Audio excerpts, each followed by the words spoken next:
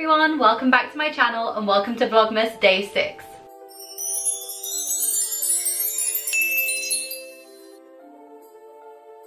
As it's getting closer and closer to Christmas, I am really getting in the festive spirit, and that means watching loads of Christmas films. Today, I'm going to give you a countdown of my top 10 favourite Christmas films. Before I start my countdown, don't forget to subscribe so you don't miss a single day of Vlogmas, and also follow me on Snapchat and Instagram. Number 10, The Holiday. Two women, one from America and one from England, swap homes at Christmas time after bad breakups with their boyfriends. Both women find romance with a local man, but they realise that their imminent return home might end the relationship. Number 9, Home Alone. When bratty 8-year-old Kevin McAllister causes arguments with his parents the night before a family holiday to Paris, his mother makes him sleep in the attic. After the McAllisters mistakenly leave for the airport, leaving behind Kevin, he wakes up to an empty house and presumes that his wish to have no family has come true. But his excitement sours when he realises that two conmen plan to rob the McAllister residence, and that he alone must protect his family home. Number 8, A Bad Mum's Christmas. Underappreciated and overburdened mums Amy, Kiki and Carla rebel against the challenges and expectations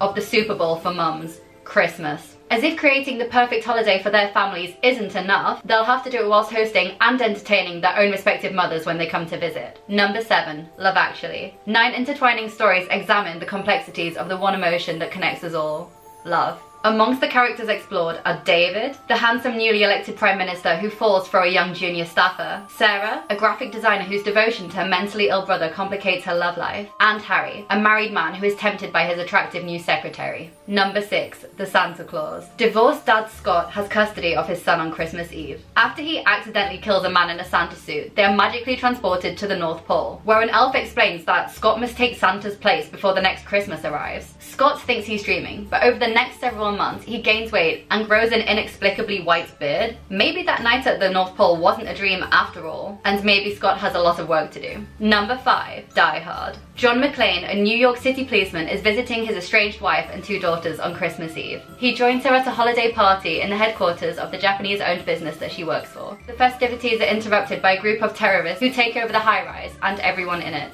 Very soon, McClane realises that there's no one to save the hostages but him. Number 4, Daddy's Home 2. Father and stepfather Dusty and Brad join forces to make Christmas time perfect for their children. Their newfound partnership soon gets put to the test when Dusty's old-school macho dad and Brad's gentle father arrive to turn the holiday upside down. After a sudden change in plans, the 4 men decide to take their families to a luxury resort for a fun-filled getaway, which quickly turns into a hilariously chaotic adventure. Number 3, Deck the Halls. Steve, a suburban dad and extreme Christmas enthusiast, finds a wrinkle in his well-ordered existence following the arrival of his new neighbour, Danny. Danny plans to decorate his own home with enough Christmas lights so that it's visible from space. Not taking this competition lightly, Steve declares a war of one-upmanship against Danny. But will this ruin Christmas for everyone? Number 2, The Grinch. The Grinch is a live-action adaptation of the beloved children's book by Dr. Seuss. Jim Carrey plays the Grinch, who decides to ruin Christmas for the residents of Whoville. His helpless dog Max reluctantly helps him, and they sneak into Whoville to take everything that is holiday-related from the Whos. The bitter Grinch encounters an endearing little girl called Cindy Lou, who interferes with his plans. Finally, in my opinion, the number 1 Christmas film,